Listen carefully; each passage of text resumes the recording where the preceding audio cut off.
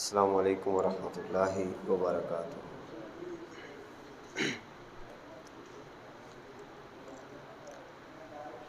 الحمد للہ رب العالمین، والصلاة والسلام علی رسولہ الکریم، اما بعد فاعوذ باللہ من الشیطان الرجیم، بسم اللہ الرحمن الرحیم۔ قال اللہ تعالی فی کلامہ المجید، والذین جاہدوا فینا لنہدینہم سبلنا۔ صدق اللہ العظیم وبلغنا رسولہ نبی کریم الرؤوف الرحیم۔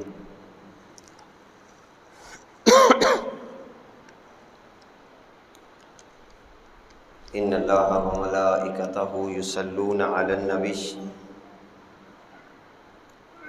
یا ایھا الذین آمنوا صلوا علیہ وسلموا تسلیما۔ اللہم صل علی سیدنا ومولانا محمد وبارک وسلم وصل علیہ۔ الصلاۃ والسلام علیک یا رسول اللہ، الصلاۃ والسلام علیک یا حبیب اللہ، وعلی آلک واصحابک یا رحمۃ للعالمین۔ عزیزان محترم، اللہ رب العزت کی توفیق، حضور سید عالم نور مجسم شفیع دو عالم، آپ کی خصوصی توجہات کے طفیل اللہ نے ہمیں جمعہ کا دن نصیب کیا۔ دعا ہے کہ اللہ رب العزت ہماری حاضری کو اپنی بارگاہ میں شرف قبولیت عطا فرمائے۔ میری اور آپ کی زندگی کی جو سانسیں باقی رہ گئی ہیں، اللہ ان سانسوں کو اپنی بندگی میں اور حضور کی محبت میں بسر کرنے کی توفیق عطا فرمائے۔ آج کی ہماری گفتگو کا عنوان اسلام کی ترقی، لوگوں کی خوشحالی، ذہن کو پاکیزہ کرنے کے حوالہ سے جو ایک بہترین نظام اللہ رب العزت نے ہمیں عطا کیا، وہ علمی مجالس کے حوالہ سے۔ حضور علیہ الصلوۃ والسلام نے اپنے صحابہ کو ایک طریقہ عطا فرمایا، اور اس طریقے کو صحابہ کرام نے اپنایا۔ اللہ رب العزت نے ان کی فکروں کو، ان کی سوچ کو، ان کے رہن سہن کے انداز کو اتنا خوبصورت بنایا کہ وہی جو اونٹوں کے چرواہے تھے، جن کو لوگ جاہل سمجھتے تھے، اس علم کی برکت کی وجہ سے، علم کے نور کی وجہ سے رب ذوالجلال نے ان لوگوں کو اقوام عالم کا امام بنایا۔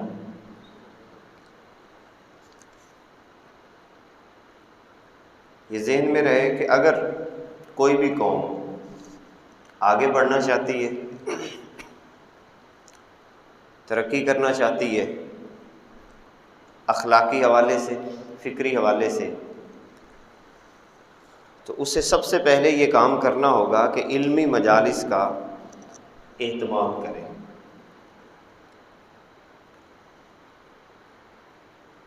ہمارے عروج کی کہانی جب پڑھی جاتی ہے تو اس وقت جتنے بھی امت کے نوجوان تھے، حتیٰ کہ بوڑھے بھی، ان کے شب و روز علمی مجالس کی تلاش میں گزرتے اور علمی مجالس کے اہتمام میں گزرتے تھے۔ جب تک میں اور آپ علمی مجالس میں بیٹھنے اور اہل علم کے ساتھ نشست کرنے میں کثرت نہیں کریں گے، اور اسی انداز کے ساتھ اہل علم کے ساتھ جب تک میں اور آپ باقاعدہ ارادے سے، نیت کے ساتھ اپنا تعلق قائم نہیں کریں گے تو رسول پاک صلی اللہ علیہ وسلم کی حدیث کی روشنی میں سوائے ہلاکت اور تباہی کے ہمیں کچھ بھی حاصل نہیں ہوگا، کیونکہ اللہ کے نبی صلی اللہ علیہ وسلم نے بڑے واضح انداز کے ساتھ اس بات کو ارشاد فرمایا کہ 4 بنو 5ویں مت بننا۔ اب یہ بات حضور علیہ الصلوۃ والسلام نے ایسے تو نہیں فرما دی، اور بات بھی بڑی واضح سی ہے۔ حضور نے فرمایا کن عالما، اگر دنیا میں رہنا ہے تو یا تو عالم بن جاؤ، یعنی بات ہی ختم کی ہے، کوئی دوسری آپشن ہی نہیں دی۔ اللہ کے نبی صلی اللہ علیہ وسلم نے فرمایا یا تو عالم بن جاؤ او متعلما، عالم نہیں بن سکتے تو طالب علم ضرور بنو۔ یہاں یہ بات بھی ذہن میں رہے، بعض دفعہ میں اور آپ علمی مجلس میں بیٹھتے ہیں مگر ہمارا ارادہ نہیں ہوتا، اور طالب علم کا لفظ رسول اللہ صلی اللہ علیہ وسلم نے استعمال فرمایا ہے۔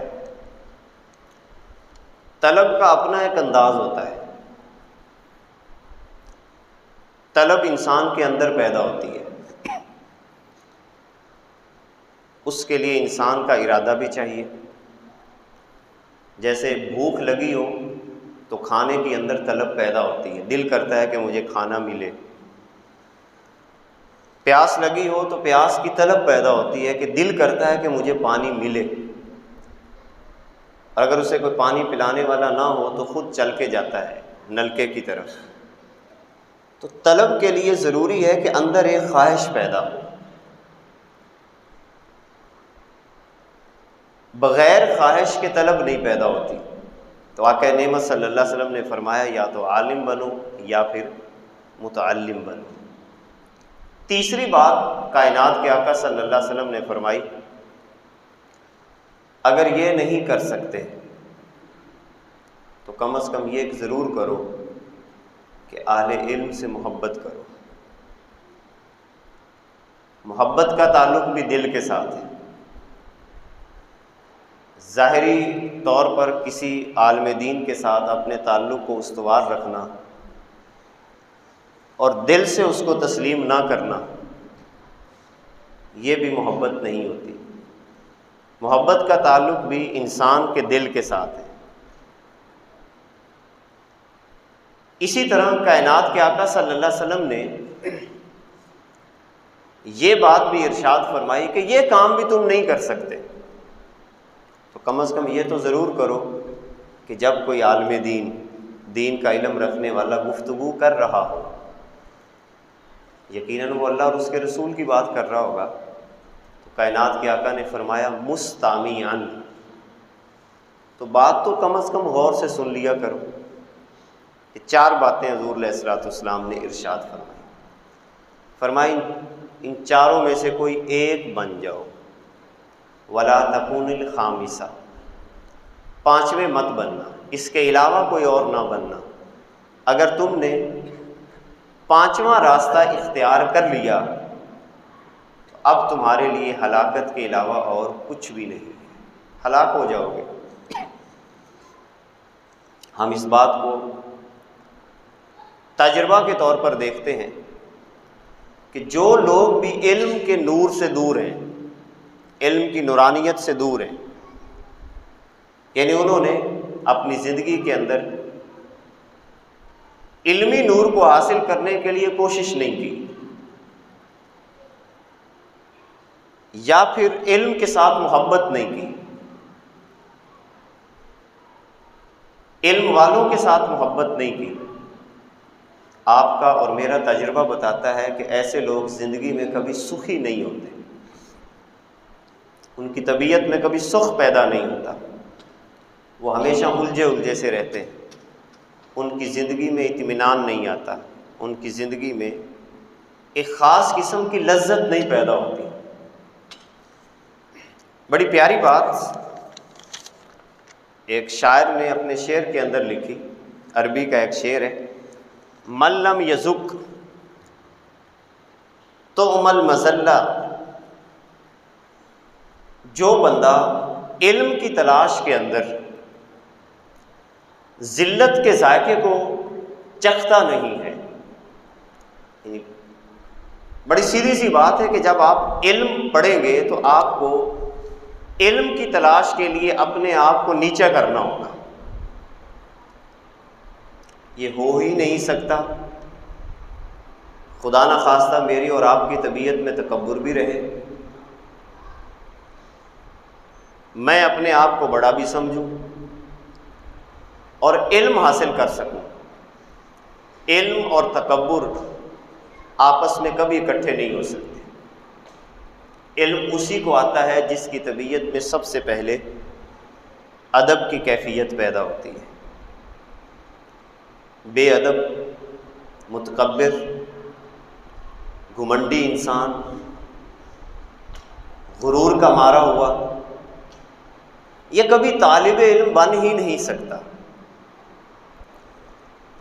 تو اس لیے فرمایا گیا کہ جو بندہ علم کی تلاش کے لیے اپنے لیے ذلت کا انتخاب نہیں کرتا، یعنی علم حاصل کرنے کے لیے مجھے کسی کے سامنے گھٹنے ٹیکنے پڑیں گے، باقاعدہ طور پر ارادے کے ساتھ میں اپنا ایک استاذ پکڑوں گا کہ یار یہ میرا استاذ ہے، میں نے اس کے سامنے طالب علم بن کے بیٹھنا ہے۔ بعض دفعہ میں اور آپ جب کسی کے سامنے بیٹھتے ہیں، کسی بھی شیخ کے سامنے، کسی بھی استاذ کے سامنے، تو ہماری طبیعت میں بعض دفعہ پھر بھی وہی گمانڈ ہوتا ہے کہ میں کوئی بہت بڑی شیخ ہوں اور میں اس کو نواز رہا ہوں اس کی مجلس میں بیٹھ کر۔ یہ بڑی خطرناک بیماری ہے۔ اس انداز کے ساتھ علم کا نور نہیں ہوتا، بلکہ بعد علم کے ماہرین اور بزرگوں نے لکھا ہے کہ اگر آپ کسی استاذ کی مجلس میں بیٹھے ہیں اور آپ کی طبیعت میں ادب کی کیفیت نہیں ہے، آپ اسی گمانڈ اور غرور کے ساتھ بیٹھے ہیں، تو پھر نہ بیٹھیں، کہیں آپ پر اس سے بھی زیادہ نحوست نہ آ جائے۔ تو ضروری یہ ہے کہ اگر آپ علمی روحانی ترقی اس دنیا میں چاہتے ہیں اور اس نور کی وجہ سے آخرت کی ترقی بھی چاہتے ہیں، تو اپنی طبیعت میں سب سے پہلے طلب کی کیفیت کو پیدا کیجیے۔ آقا کریم علیہ الصلوۃ والسلام نے ایک مقام پہ ارشاد فرمایا، بڑی پیاری روایت ہے، امام طبرانی نے اس روایت کو نقل کیا۔ اس روایت کے راوی ہیں حضرت عبداللہ ابن عباس رضی اللہ تعالی عنہ۔ حضور نے فرمایا، اذا مررتم بریاض الجنہ فارتعوا۔ بڑی پیاری بات فرمائی اللہ کے نبی نے، فرمایا جب تم جنت کی کیاریوں سے گزرو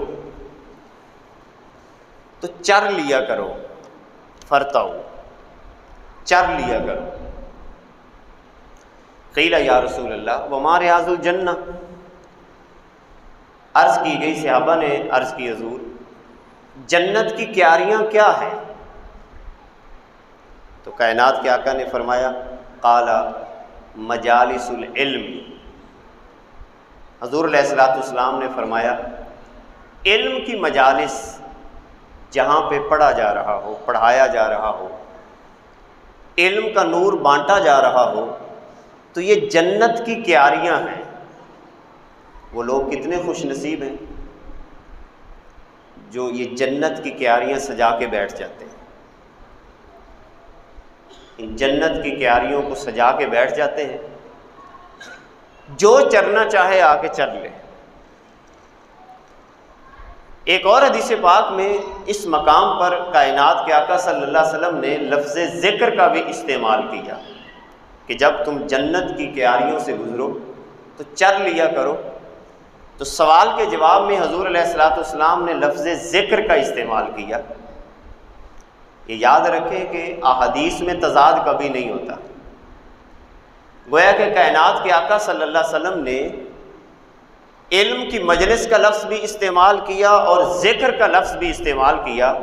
محدثین نے بڑا پیارا نتیجہ یہ نکالا ہے کہ ذکر اور علم یہ آپس میں متضاد نہیں ہیں، بلکہ اصل ذکر ہی یہی ہے کہ آپ علم کی نشستوں کو اختیار کرتے چلے جائیں۔ علم بھی ہے اور ذکر بھی ہے، یعنی اس سے بڑا ذکر کیا ہو سکتا ہے کہ آپ اور میں قرآن کی کسی آیت کو لے کر اس کے اوپر گفتگو کر رہے ہوں، یہ ذکر ہے اور علم بھی ہے۔ جبکہ محض چند کلمات اپنی زبان سے ادا کرتے رہنا اور کوئی علمی فیضان نہ ملے تو اس کا درجہ تھوڑا ہے، اور علمی نشست کا مقام رسول اللہ صلی اللہ علیہ وسلم کی بارگاہ میں زیادہ ہے۔ علمی مجالس کی اہمیت کتنی ہے؟ موطا امام مالک میں امام مالک نے اور امام طبرانی نے اپنی موجم کے اندر اس روایت کو نقل کیا۔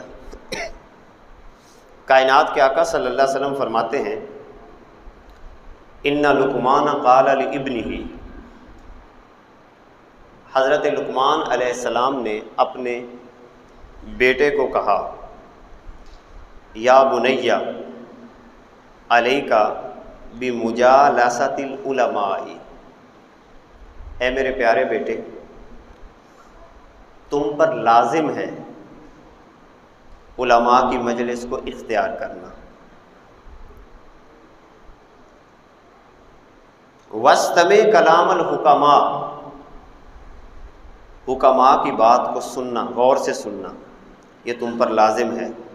دو باتیں فرمائی یہاں پر حضرت لقمان علیہ السلام نے۔ اچھا انداز دیکھیں کتنا پیارا ہے۔ نبی کریم صلی اللہ علیہ وبارک وسلم بات سمجھا رہے ہیں اور حوالہ دے رہے ہیں حضرت لقمان علیہ السلام کا۔ محققین نے یہاں سے بڑی خوبصورت بات نکالی کہ یہ علم کی دیانت یہ ہے، دیانت داری، کہ اگر آپ کسی کی بات بتانا چاہتے ہیں تو اس کا نام ضرور لیں۔ حالات حاضرہ میں جو علم کا نور اصل میں ہمیں دستیاب نہیں ہو رہا، اس کی ایک وجہ یہ بھی ہوتی ہے کہ بات کسی کی ہوتی ہے اور منسوب میں اپنی طرف کر دیتا ہوں، یعنی بات تو کسی کی ہے مگر اس کا حوالہ نہیں دیتا، نیچے اپنا نام لکھ کر اس بات کو آگے چلا دیتا ہوں۔ اچھا بعض لوگوں نے تو اس سے بھی خطرناک کام کیا ہوا ہے حالات حاضرہ میں کہ بات اللہ کے نبی کی ہوتی ہے کسی اور طرف منسوب کر رہے ہوتے ہیں۔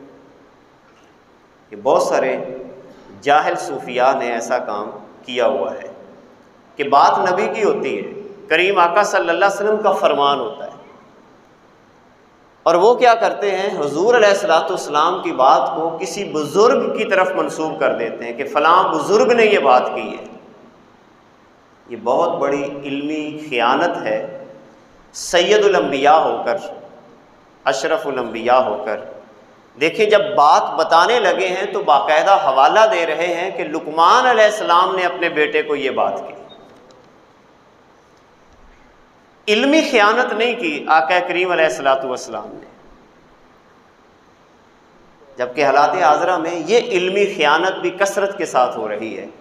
لہذا کوشش کریں کہ جو بات کسی نے کی ہو، کسی نے لکھی ہو، یہ تو ہمارے ساتھ بھی اکثر پیش آتا ہے۔ بعض دفعہ کوئی تحریر لکھتے ہیں اور اگلے دن وہ کسی اور نام سے ہماری تحریری ہمارے سامنے آ جاتی ہے۔ یہ بات کوئی لکھتا ہے اور اسی کے سامنے وہ بات آ جاتی ہے، یہ علمی خیانت ہے۔ تو نبی کریم صلی اللہ علیہ وسلم نے یہ انداز ہمیں عطا فرمایا کہ جب بھی کوئی بات کرو کسی کی تو اس کا حوالہ ضرور دو۔ تو دو باتیں حضرت لقمان علیہ السلام نے اپنے بیٹے کو نصیحتیں کی۔ نمبر ایک، علماء کی مجلس کو اختیار کرو۔ کیا ہم اپنے بچوں کو علماء کے ساتھ اٹیچ کرنے کے لیے ان کے سینوں کے اندر کوئی جذبہ پیدا کرتے ہیں؟ قطعاً نہیں، بہت کم۔ اب یہ جذبہ کیسے پیدا ہوگا؟ صرف یہ کہنا کافی نہیں ہے بلکہ ہم تو بعض دفعہ ایک عجیب لہجے کے ساتھ کہتے ہیں چل پتر مولوی بلاندہ پہ ہے، مولوی کو جا کے پڑھ لے۔ وہ صبح صبح اعلان ہوتا ہے مسجد سے کہ آ جاؤ بھی اپنے بچوں کو پڑھا لو، تو بڑے عجیب سے لہجے میں کہتے ہیں کہ مولوی اعلان کر رہا ہے اور جاؤ بچوں کو مسجد میں بھیجو۔ اہمیت دے کر بات نہیں کرتے۔ یہ عام روٹین میں ہمیں نظر آتا ہے۔ جب ہم اپنے بچوں کے سامنے علماء کے بارے میں نقص نکال کر بیان کریں گے، یہ بڑی سادہ سی بات ہے، اور ہم بطور فرد اس کا ذکر نہیں کرتے، یہ عالم ایسے ہوتے ہیں، عالم ایسے ہوتے ہیں، عالم ایسے ہوتے ہیں۔ بھی جو عالم ہوتا ہے، پہلی بات تو یہ ہے کہ جو صحیح عالم ہوگا وہ اپنی زندگی کو تقوی کے مطابق گزارنے کی کوشش کرے گا۔ ایک بات تو یہ ہے، اگر خدا نہ خواستہ کسی عالم دین سے کوئی غلطی ہو بھی جاتی ہے تو وہ نبی تو نہیں ہے، بڑی سادہ سی بات ہے، اس سے غلطی ہو سکتی ہے، اس سے بھی گناہ ہو سکتا ہے، لیکن ہم اپنا حسد اس اعتبار سے نکالتے ہیں کہ کسی فرد کا نام ذکر کیے بغیر کہ یار فلاں بندے سے یہ غلطی، ہم کیا کہیں گے عالم ایسے ہوتے ہیں۔ ہم جانتے ہیں کہ علماء کیا ہوتے ہیں۔ جب آپ اپنے بچوں کے سامنے، اپنے بیٹوں کے سامنے، اپنی آنے والی نسل کے سامنے علماء کا ذکر ہی انتہائی گندے طریقے سے کریں گے تو ان کے دلوں کے اندر تو علماء کی محبت نہیں پیدا ہو سکتی۔ علماء کا پیار تو کبھی بھی پیدا نہیں ہو سکتا۔ حضرت لقمان علیہ السلام آپ اپنے بیٹے کو جو پہلی نصیحت ہی یہی ارشاد فرما رہے ہیں کہ تم پر لازم ہے کہ علماء کی مجلس میں بیٹھا کرو۔ ہمارے ہاں کی پیا مولویاں کوڑ، یہ لفظ بڑا بولا جاتا ہے پنجابی میں، مولویاں کوڑ کی پیا ہے، بچ کے رہو ان سے، ہماری حیثیت زیادہ ہے، ہمارا مقام زیادہ ہے، ہم تو چودھری ہوتے ہیں، ہم تو فلاں صاحب ہوتے ہیں۔ مگر ذرا پیار سے سوچئے، اس جہالت نے آپ کو کیا فائدہ دیا؟ اس نفرت نے آپ کو کیا فائدہ دیا؟ آپ کے اپنے گھر اجڑ رہے ہیں۔ کاش کہ آپ علماء کی مجلس میں بیٹھتے اور محبت سے بیٹھتے، محبت سے باتیں سنتے اور ان کی محبت کی باتوں کو سینے میں جگہ دیتے تو آپ کے گھر بچتے، آپ کا ماحول بچتا، آپ کا معاشرہ بچتا۔ تو دوسری بات حضرت لقمان علیہ السلام نے فرمائی وَاسْتَمِعْ کلام الحکماء، سیانوں کی بات کو غور سے سنا کرو۔ جو سیانے لوگ ہوتے ہیں، حکماء ہوتے ہیں، جن کو اللہ رب العزت نے قرآن و سنت کا نور عطا کیا ہے، ان کی بات کو غور سے سنا کرو۔ ہماری اکثر یہ عادت ہوتی ہے کہ جب بھی کسی علمی مجلس میں بیٹھیں تو توجہ ہم کہیں اور کر لیتے ہیں۔ بیٹھے علمی مجلس میں ہوتے ہیں مگر اپنے گھمنڈ کے ساتھ ہی بیٹھے ہوتے ہیں۔ قرآن مقدس کے اندر اس کے لیے استماع کا لفظ استعمال ہوا، بھی غور سے بات کو سنا کرو۔ اور دوسری بات یہ ہے، حضرت سعد الدین تفتازانی رحمۃ اللہ تعالی علیہ، وہ اپنی کتاب میں لکھتے ہیں کہ اگر کوئی بندہ علم حاصل کرنا چاہتا ہے صحیح انداز کے ساتھ، اور وہ چاہتا ہے کہ اس کے سینے میں علم کا صحیح نور داخل ہو، تو اس کے لیے لفظ انہوں نے استعمال کیا مباشرۃ الاسباب۔ اسباب جتنے بھی ہمارے ہیں علم کے حاصل کرنے کے اسباب، وہ کون کون سے ہیں؟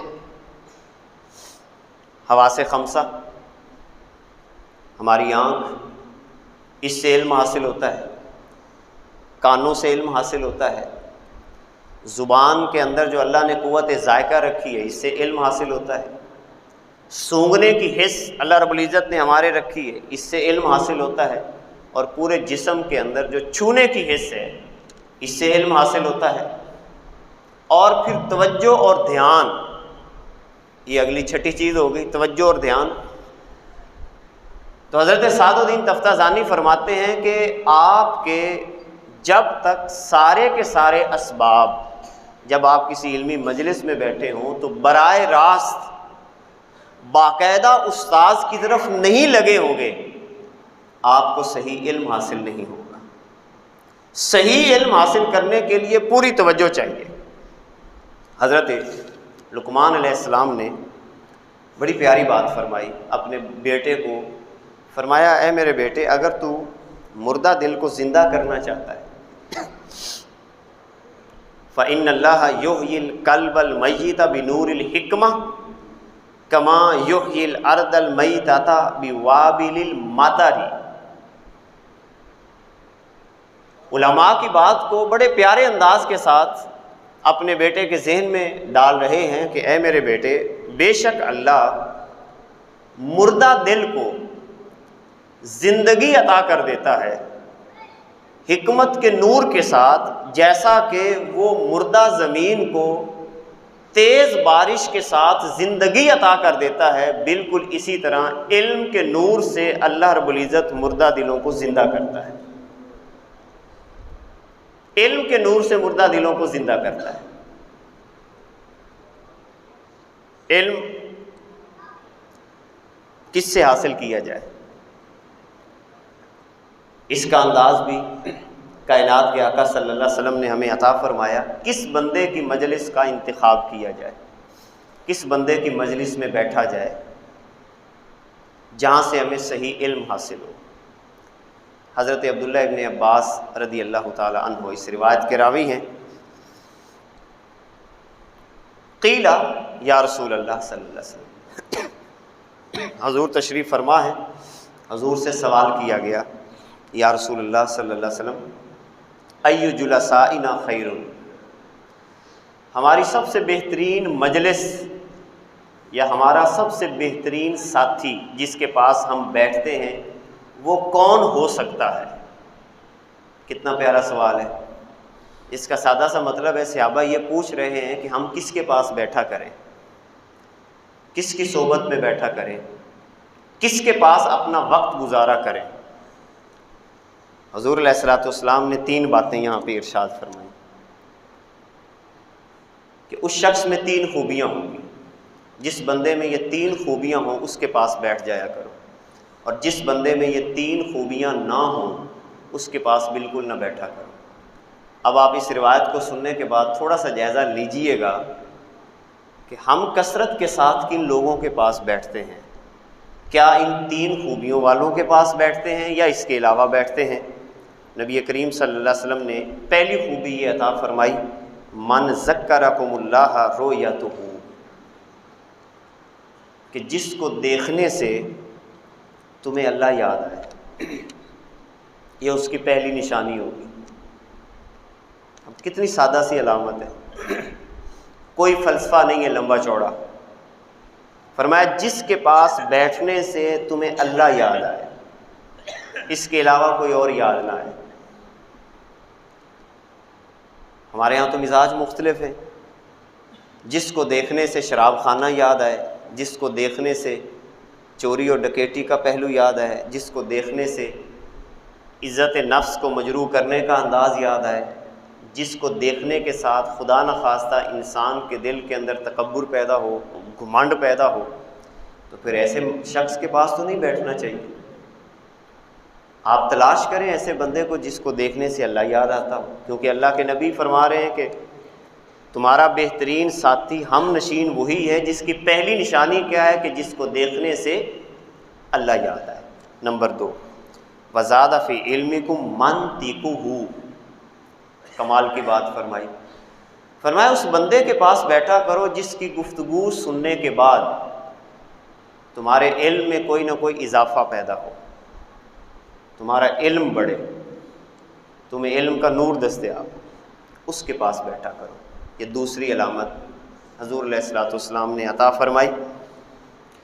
تیسری علامت کائنات کے آقا صلی اللہ علیہ وسلم فرماتے ہیں وَذَكَّرَكُمْ بِالْآخِرَةِ عَمَلُهُ، جس بندے کا عمل دیکھ کر تمہیں اپنی آخرت یاد آ جائے. یار یہ کیسا بندہ ہے، یہ اپنی زندگی کے سارے معاملات آخرت کی بنیاد پہ لے کے چلتا ہے. اس کو دنیا کی کوئی پرواہ نہیں، یہ دنیا کی کسی چیز کے پیچھے نہیں بھاگتا. یہ اپنی زندگی کے سارے فیصلے آخرت کی بنیاد پہ کرتا ہے کہ مجھے آخرت میں کیا نفع ہوگا. اور یہ سوچ بندے میں کب پیدا ہوتی ہے؟ آخرت والی سوچ. جس بندے کو اس بات کا یقین ہو جاتا ہے کہ اس کی کل آج چارپائی اٹھائی جانے والی ہے، یقین پختہ ہو جاتا ہے کہ مر جانا ہے اس نے، کچھ بھی نہیں یہاں پہ رہنا، وہ بندہ اپنے ہر عمل کو آخرت کی بنیاد پہ سر انجام دیتا ہے۔ تو یہ 3 علامتیں کائنات کے آقا صلی اللہ علیہ وسلم نے کسی ساتھی، کسی دوست کا انتخاب کرنے کے لیے ہمیں عطا فرمائے۔ خدا را سوچئے میری اور آپ کی اٹھک بیٹھک کن لوگوں کے ساتھ ہوتی ہے، کن لوگوں کے پاس بیٹھتے ہیں؟ نہ تو جنہیں دیکھنے سے اللہ یاد آتا ہے، نہ جن کی باتیں سننے سے کوئی علم کی پیاس بجھتی ہے، اور نہ ہی ان کے عمل کو دیکھ کر کوئی آخرت کی یاد پیدا ہوتی ہے۔ تو گویا کہ حضور علیہ الصلوۃ والسلام کے فرمان کے مطابق ایسے بندے کو اپنا باقاعدہ دوست بنا لیں جس بندے میں یہ 3 خوبیاں موجود ہوں۔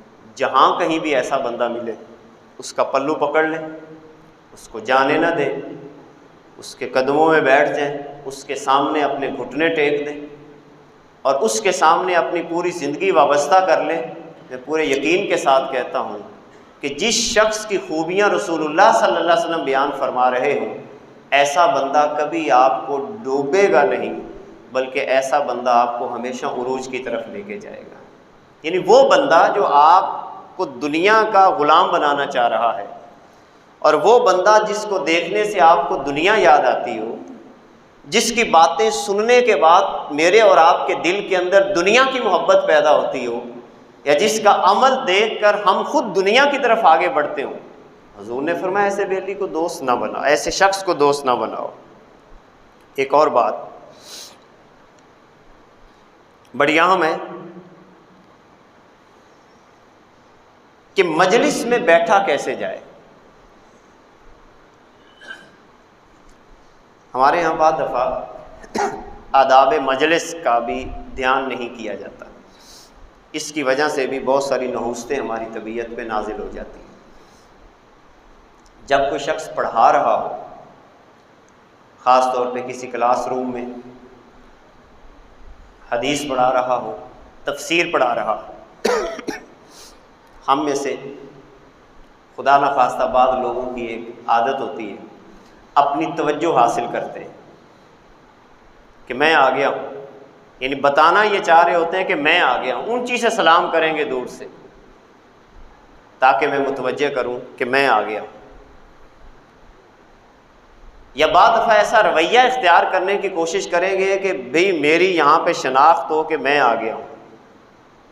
صحابہ کرام رضوان اللہ علیہم اجمعین، حضرت جابر بن سامورہ سے روایت ہے، قال كنا اذا اتینا النبی صلی اللہ علیہ وسلم جالس احدنا حیث ینتہی، کہ جب آقا کریم علیہ الصلوۃ والسلام پڑھا رہے ہوتے، درس دے رہے ہوتے، تو ہم میں سے کوئی بھی صحابی جب آقا نعمت صلی اللہ علیہ وسلم کی بارگاہ میں حاضر ہوتا تو جہاں جگہ ملتی وہاں پہ بیٹھ جاتے، جہاں جگہ ملتی آرام سے بیٹھ جاتے۔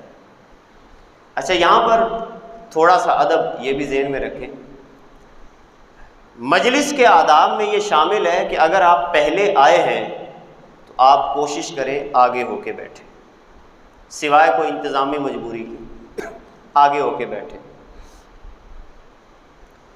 اس کے بڑے فوائد ہیں، بڑے فوائد ہیں۔ بخاری شریف کی روایت ہے کہ جو بندہ جتنا کسی بھی معلم کے قریب بیٹھتا ہے اور اس کی خواہش ہوتی ہے کہ میں استاذ کے قریب بیٹھوں، اللہ اس بندے پر اپنی رحمتوں کا نزول کرتا ہے۔ قریب بیٹھنے کی کوشش کریں۔ ہاں، اگر لیٹ ہو گئے ہیں تو پھر جہاں جگہ ملے وہاں پہ بیٹھیں، گردنیں نہیں پھلانگنی چاہیے، یعنی لوگوں کی گردنوں سے ہو کر آپ اور میں آگے آئیں، یہ عادت اپنے اندر پیدا کریں۔ چاہے آپ کا مقام جتنا مرضی بڑا ہو، جتنا مرضی بڑا ہو، آپ کا سٹیٹس ہو، آپ ہزاروں لاکھوں طلباء کے استاذ ہی کیوں نہ ہوں، اور آپ کا شاگرد بھی کسی جگہ پہ ایک سبق دے رہا ہے، تو آپ کو جہاں جگہ ملے پیچھے ہو کے بیٹھ جائیں، لوگوں کو متوجہ کرنے کے لیے آگے نہ بڑھیں، کیونکہ حضور علیہ الصلوۃ والسلام نے اس پر سخت وعید عطا فرمائی ہے، یعنی اتنی اہم بات ہے جس کا ہم عمومی طور پہ خیال نہیں کرتے۔ حضرت حذیفہ رضی اللہ تعالیٰ عنہ سے روایت ہے، ان رسول اللہ صلی اللہ علیہ وسلم لعن من جالس وسط الحلقہ، لوگ پہلے بیٹھے ہیں اور جگہ بھی نہیں ہے، اور ایک بندہ آتا ہے کہ جو ان کے درمیان گھس کے آ کے بیٹھ جاتا ہے۔ حضور علیہ الصلوۃ والسلام حضرت حذیفہ فرماتے ہیں کہ حضور نے ایسے بندے پہ لعنت فرمائی ہے کہ جو گردن پھلانگ کے آگے آتا ہے، پروٹوکول لینے کی کوشش کرتا ہے کہ مجھے پروٹوکول دیا جائے۔ ہاں، آپ کو پورا مجمع خود آگے بلائے تو الگ بات ہے، آپ صدر مجلس ہیں، آپ نے کوئی آگے بات کرنی، یہ ایک الگ پہلو ہے، لیکن آپ صدر مجلس بھی نہیں ہیں، آپ کو خاص دعوت پہ بلایا بھی نہیں گیا، ایک عام پرسن کے طور پر آپ اس پروگرام میں شامل ہوئے ہیں، تو جہاں جگہ ملے وہاں پر بیٹھنے سے ہی اللہ رب العزت کی طرف سے رحمتوں کا نزول ہوتا ہے۔ اس لیے کوشش کریں، علم سے محبت، علم سے عشق کریں، ورنہ اس کے بغیر سوائے ذلت کے اور کچھ بھی نہیں ہاتھ آنے والا۔ قرآن واضح لفظوں میں یہ بات ارشاد فرما رہا ہے کہ جن کو اللہ نے علم عطا کیا ہے انہی کو اللہ نے عروج عطا کرنا ہے۔ کہیں پر بھی یہ نہیں لکھا کہ پیسے کی بنیاد پہ عروج ملتا ہے، علم کی بنیاد پہ عروج ملتا ہے۔ آخری بات سنا کر اپنی گفتگو ختم کرتا ہوں۔ ایک بہت بڑے محدث گزرے ہیں، ابن حجر عسقلانی۔ ابن حجر، ان کا اصل نام ہے احمد بن علی۔ ابن حجر، ابن کا مطلب عربی زبان میں والا بھی ہوتا ہے اور بیٹا بھی ہوتا ہے، اور حجر پتھروں کو کہتے ہیں۔ تقریباً 250 کتابوں کے مصنف، عربی زبان کے، 6 لاکھ بندوں کا بایوگرافی ڈیٹا جن کو یاد ہے، 6 لاکھ بندوں کا بایوگرافی ڈیٹا، جو حدیث کی تہ کو جانتے ہیں، طبقات کو جانتے ہیں۔ تمام بڑے بڑے محدثین ان کے اصولوں کی بنیاد پر آگے بڑھتے ہیں۔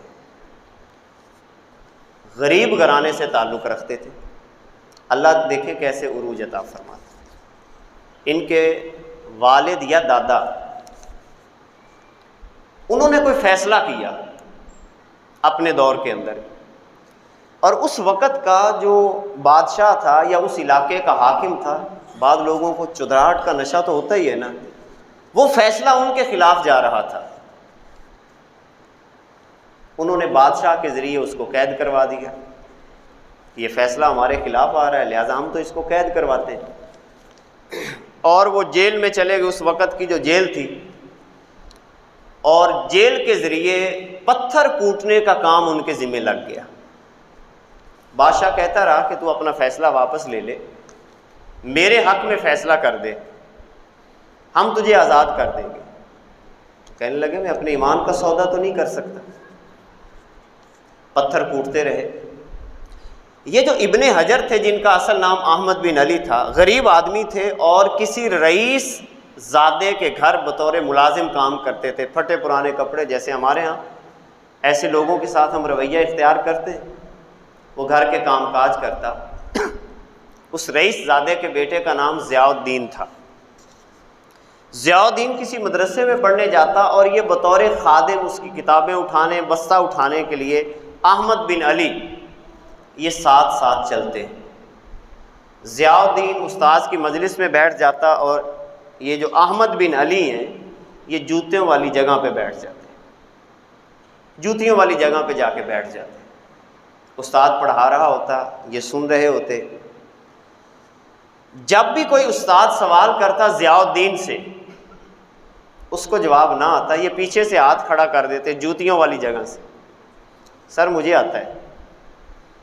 آپ سوال کا جواب دیتے۔ اب ضیاء الدین ایک رئیس زادے کا بیٹا تھا، وہی چدراہٹ کا نشہ، اے کمیاں دا باڑ، اور یہ تانا دیا گیا آگے جو لفظ یہاں پہ، اے کمیاں دا پتر، ہمارا نوکر ہو کر یہ سوالوں کے جواب دے رہا ہے۔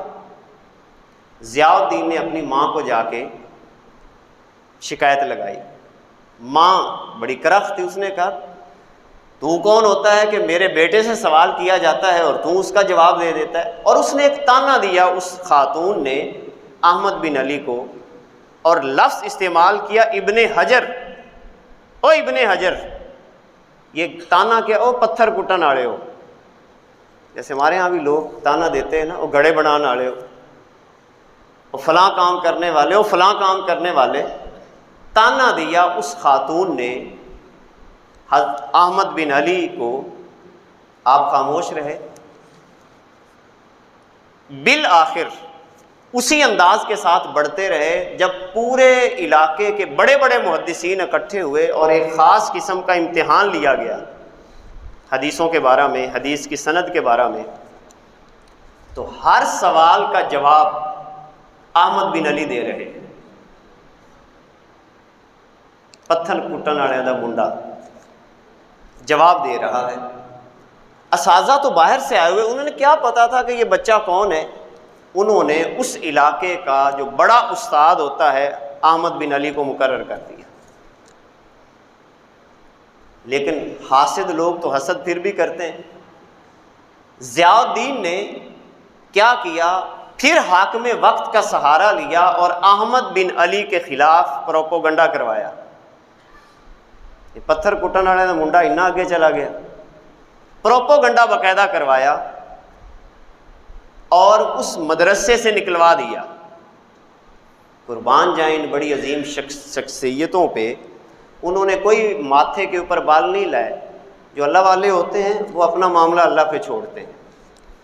یہ احمد بن علی اسی بازار کے اندر جوتیاں گانٹنے کا کام انہوں نے کرنا شروع کر دیا۔ جوتی گانٹ رہے ہیں، بازار میں بیٹھے ہوئے ہیں۔ پھر ایک دن کیا ہوا، ایک تاجر آیا، وہ ان کے والد کو جانتا تھا۔ انہوں نے دیکھا کہ اتنا عظیم ترین پڑھا لکھا ہوا بندہ یہ جوتیاں گانٹ رہا ہے۔ یہاں پر ان لوگوں کے لیے بھی سبق ہے کہ جو ڈگریاں لے کر کام کرنا پسند نہیں کرتے، اگر کسی موقع پہ کام کرنا پڑے تو کام کر لیجیے۔ وہ حیران ہوئے کہ اتنا بڑا محدث جوتیاں گانٹ رہا ہے۔ اٹھایا، کہنے لگے تم میرے ساتھ کام کرو گے بطور اکاؤنٹنٹ؟ میں تاجر ہوں، میرے ساتھ کام کرو، حساب کتاب کا کام تم کیا کرو۔ آپ نے کہا ہے کہ ایک شرط پہ کام کروں گا، اگر کاروبار سارا کا سارا جائز ہوگا۔ اگر تیرا کاروبار میں کوئی ناجائز بات ہوئی تو پھر میں تیرے ساتھ ایگریمنٹ نہیں کر سکتا۔ انہوں نے کہا ٹھیک ہے، سارا کاروبار جائز ہوگا تو میرے ساتھ کام کر۔ آپ نے کام کیا، پھر عروج ملا، پھر ترقی ملی، اور آپ نے جو سب سے پہلی حدیث کے اوپر کتاب لکھی، اس حدیث کی کتاب پر اپنا نام نہیں لکھا، احمد بن علی نہیں لکھا، بلکہ وہ خاتون نے جو تانا دیا تھا کہ پتھر کٹن والے دا منڈا، ابن حجر کہا تھا، آپ نے اس کتاب پر اپنا نام لکھنے کی بجائے اپنا نام ہی ابن حجر لکھا اور دنیا کو بتایا کہ یہ تانا دیا گیا مجھے، اور آج قیامت تک پوری دنیا مجھے میرے نام سے نہیں جانے گی، ابن حجر اسقلانی کے نام سے جانے گی۔ لہذا جو میں نے شروع میں ہی بات کی، علم اور تکبر آپس میں اکٹھے نہیں ہو سکتے۔ متکبرین کو کبھی علم آ ہی نہیں سکتا۔ ایک ہی راستہ ہے، یا غرور اور گھمنڈ ساری عمر پال لو، یا علم کی تلاش کے لیے کسی استاذ کے پیچھے چلنا شروع کر دو۔ اللہ رب العزت اسی کے ذریعے قوموں کو عروج عطا فرماتا ہے۔ دعا ہے کہ اللہ ہماری حاضری کو قبول فرمائے۔ صلوات اللہ تعالی علی حبیبہ الاعلی محمد و آلہ اجمعین۔